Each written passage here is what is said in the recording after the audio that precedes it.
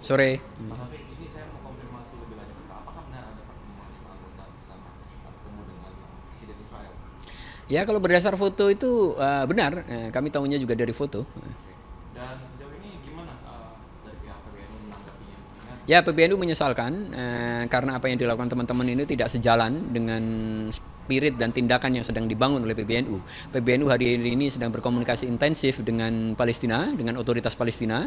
Kamis kemarin Dubes Palestina datang ke PBNU bertemu dengan Gus Yahya dan membicarakan hal-hal apa yang bisa dilakukan untuk menghentikan Israel. Tetapi justru kok sebagian ada kader kita yang justru berkunjung dan beramah tamah ibaratnya dengan Presiden Israel, walaupun mereka mungkin punya niatan baik, berharap gitu ya bisa memberi perspektif, tetapi kita tahu bahwa seluruh dunia sudah mengecam, seluruh dunia sudah berbicara dan Israel tidak berhenti. Jadi kalau kita menganggap bahwa kita yang kecil ini bisa memengaruhi keputusan Israel, saya kira itu terlalu naif atau terlalu berlebihan.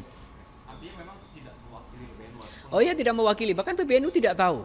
PBNU tidak tahu, PBNU baru tahu minggu kemarin ketika dapat laporan dari sejumlah pengurus setelah ada sejumlah status atau foto yang di-share oleh teman-teman yang berangkat ke sana itu. Jadi memang PBNU tidak tahu dan tidak pernah memberi mandat dan teman-teman itu juga tidak berkonsultasi dengan PBNU. Sesuatu yang harusnya mereka lakukan untuk sebuah tindakan yang seserius ini. oke, mengingat berarti PBNU mengecam atau Ya, ya, gitu. mungkin ada tindak lebih lanjut soal Ya PBNU memanggil mereka, jadi harusnya dipanggil besok oleh Ketua Umum Gus Yahya Stakuf untuk dimintai klarifikasinya.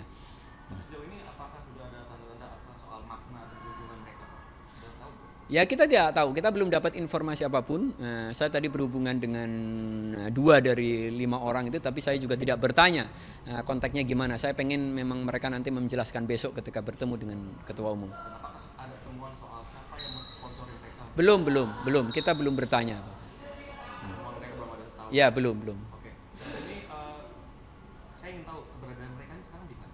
Sekarang sudah ada di Indonesia.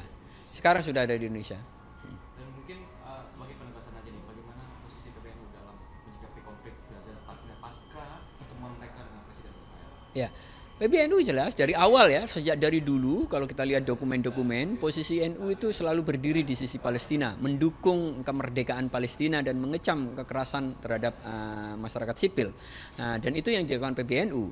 Makanya ketika pecah konflik perang lagi sejak Oktober itu, PBNU sudah beberapa kali melakukan statement kecaman karena memang banyak sekali saya kira warga tidak tahu apa-apa, warga sipil tidak bersenjata, bahkan anak-anak itu menjadi korban dari peluru dan bom Israel.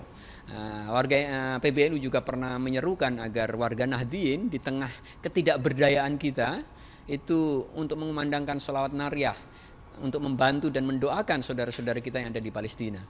Pak, terakhir nih Pak, kemungkinan ada nggak sih Pak soal ada yang terjadi perjanjian atau MOU antara yang tidak mewakili itu, dan mungkin kalaupun ada itu apa sanksinya Pak paling terberat? Saya tidak tahu persis ya. Jadi kami tidak tahu persis dan saya kira kalau nyampe ada komitmen-komitmen yang itu bertentangan dengan semangat untuk memerdekakan Palestina, tentu akan ada sanksi dari organisasi. Dan paling terberat mungkin Pak sanksi yang akan Ya, namanya sanksi terberat kan biasanya pemecatan karena kan tidak bukan sesuatu yang bisa dibilang pidana sehingga baik. Pak Safi Khalid, terima kasih atas waktu Bapak. ya, terima kasih. Pemirsa, Ketua PBNU baru saja buka suara terkait 5 anggotanya yang diam-diam bertemu dengan Presiden Israel, di mana pihak PBNU sendiri ini menyatakan menyesali atas pertemuan tersebut di tengah gencarnya agresi militer Israel terhadap Palestina. Dan disebutkan juga tadi oleh pihak Ketua Pengurus Besar PBNU yakni Syafiq Ali yang menegaskan pertemuan ini sama sekali tidak mewakili pihak PBNU terhadap Israel dan juga tidak mewakili Indonesia dalam menanggapi adanya gempuran agresi militer Israel terhadap Palestina. Namun bisa dipastikan bahwa kelima anggota tersebut sudah pulang ke Indonesia dan nantinya akan dilakukan pemeriksaan lebih lanjut soal adanya pertemuan tersebut dan diminta untuk klarifikasi. Dan kelima anggota ini terancam akan kenai sanksi seperti pencopotan terhadap jabatan dari PBNU. Namun dipastikan bahwa adanya pertemuan ini tidak mewakili PBNU dan menegaskan kembali bahwa PBNU masih mendukung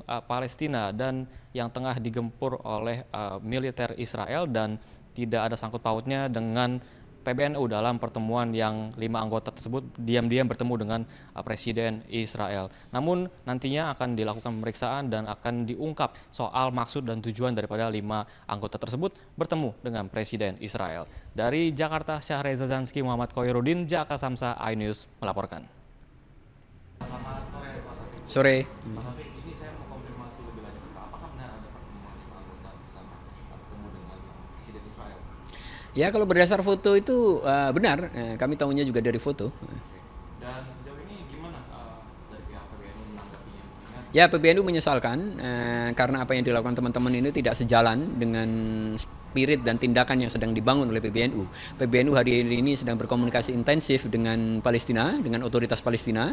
Kamis kemarin, Dubes Palestina datang ke PBNU bertemu dengan Gus Yahya dan membicarakan hal-hal apa yang bisa dilakukan untuk menghentikan Israel. Tetapi justru kok sebagian ada kader kita yang justru berkunjung dan beramah tamah ibaratnya dengan Presiden Israel. Walaupun mereka mungkin punya niatan baik, berharap gitu ya, bisa memberi perspektif, tetapi kita tahu bahwa seluruh dunia sudah mengecam, seluruh dunia sudah berbicara dan Israel tidak berhenti. Jadi kalau kita menganggap bahwa kita yang kecil ini bisa memengaruhi keputusan Israel, saya kira itu terlalu naif atau terlalu berlebihan. Artinya memang tidak mewakili PBNU? Oh iya, tidak mewakili, bahkan PBNU tidak tahu.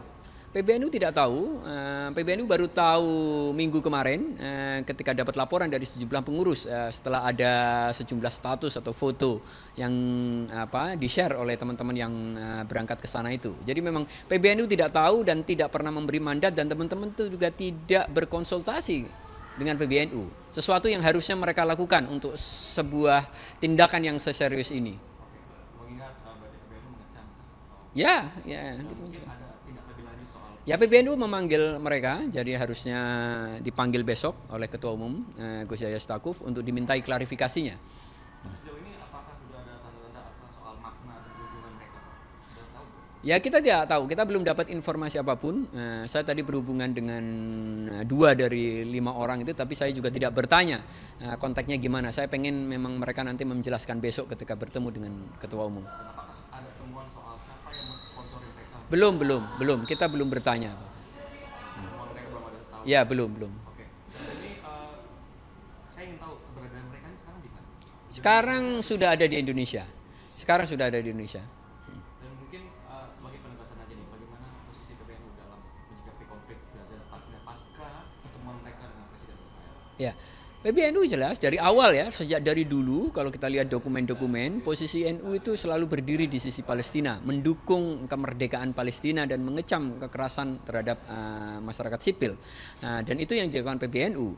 Makanya ketika pecah konflik perang lagi sejak Oktober itu, PBNU sudah beberapa kali melakukan statement kecaman karena memang banyak sekali, saya kira, warga tidak tahu apa-apa, warga sipil tidak bersenjata, bahkan anak-anak itu menjadi korban dari peluru dan bom Israel. PBNU juga pernah menyerukan agar warga Nahdien di tengah ketidakberdayaan kita itu untuk mengumandangkan sholawat nariyah untuk membantu dan mendoakan saudara-saudara kita yang ada di Palestina. Terakhir nih Pak, kemungkinan ada nggak sih Pak soal ada yang terjadi perjanjian atau MOU antara yang tidak mewakili itu, dan mungkin kalaupun ada itu apa sanksinya Pak paling terberat? Saya tidak tahu persis ya. Jadi kami tidak tahu persis, dan saya kira kalau nyampe ada komitmen-komitmen yang itu bertentangan dengan semangat untuk memerdekakan Palestina, tentu akan ada sanksi dari organisasi. Dan paling terberat mungkin Pak sanksi Ya, namanya sanksi terberat kan biasanya pemecatan, karena kan bukan sesuatu yang bisa dibilang pidana sehingga. Baik, Pak Safik Ali, terima kasih atas waktu Bapak. Ya, terima kasih.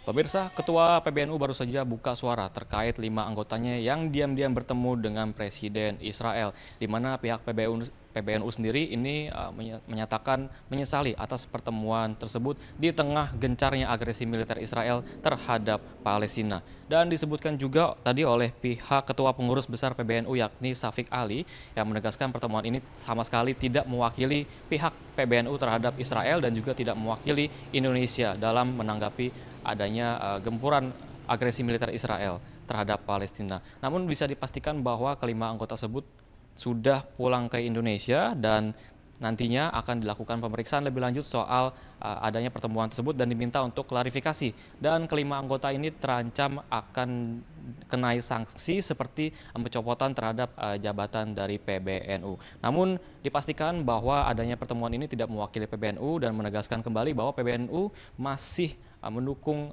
Palestina dan yang tengah digempur oleh militer Israel dan tidak ada sangkut pautnya dengan PBNU dalam pertemuan yang 5 anggota tersebut diam-diam bertemu dengan Presiden Israel. Namun nantinya akan dilakukan pemeriksaan dan akan diungkap soal maksud dan tujuan daripada 5 anggota tersebut bertemu dengan Presiden Israel.